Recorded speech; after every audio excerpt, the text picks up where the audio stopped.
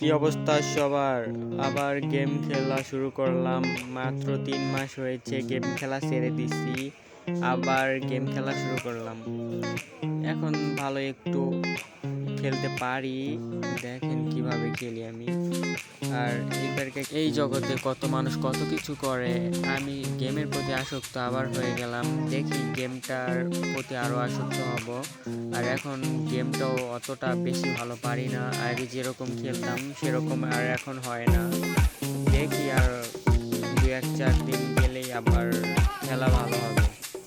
আর HBD আগে অনেক ভালো চালাইতে পারতাম, এখন তো এইচবিডি আর ওরকমভাবে চালাতে পারি না। ওরে মা, শর্ট লেগে গেছে একটা, বাহ! এখন মনে হয় একটু হাতটা ফিরে আসলো, মনে হয় এখন খেলা আগের মতনই পারবো মনে হয়। আগের জায়গায় যাইতে হইলে আমার অনেক ভালো করে খেলতে হবে, আগের জায়গায় যাব। আর একটা কথা, যদি কেউ আমার সাথে কাস্টম খেলতে চাও তাহলে বলতে পারো, কাস্টম খেলি আমি, খেললে বলতে পারো। মেয়ার ছেলে নাই, যে হোক কাস্টম খেললে বলতে পারো। আর এখনকার যুগে অনেক মানুষই ফ্রি ফায়ারের খেলাটা ছেড়ে দিছে, সেই যুগে আমি আবার ফ্রি ফায়ারের প্রতি আসক্ত হয়ে গেলাম। সবাই আমার জন্য দোয়া করবেন, সামনে যেন আরও ভালো করে আপনাদেরকে ভালো কিছু করে দেখাতে পারি। মেরে দিল আমারে।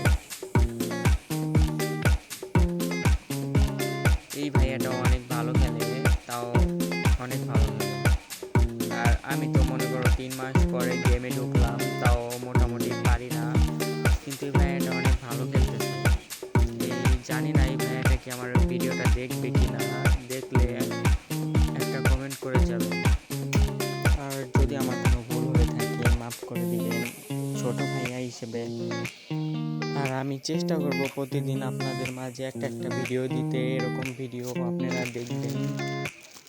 যেই দিন আপনাদের মাঝে এরকম ভিডিও দিব সবাই একটু আমাকে সাপোর্ট করিলেন, না হলে ভিডিও করার আশাটা ছেড়ে দিতে হয়। অনেক মানুষ এভাবে ছেড়ে দিছে, আমার আশা আছে অনেক বড় একটা ইউটিউবার হওয়ার। আপনারা সবাই আমাকে একটু সাপোর্ট করবেন। এই ভাইটা অনেক ভালো খেলে, অনেক ভালো খেলে, অনেক ভালো।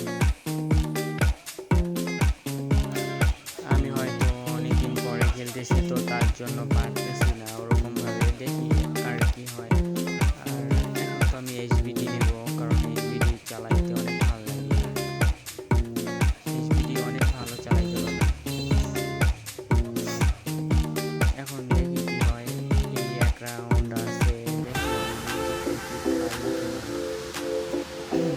যাইতেছি দেখি কি হয়।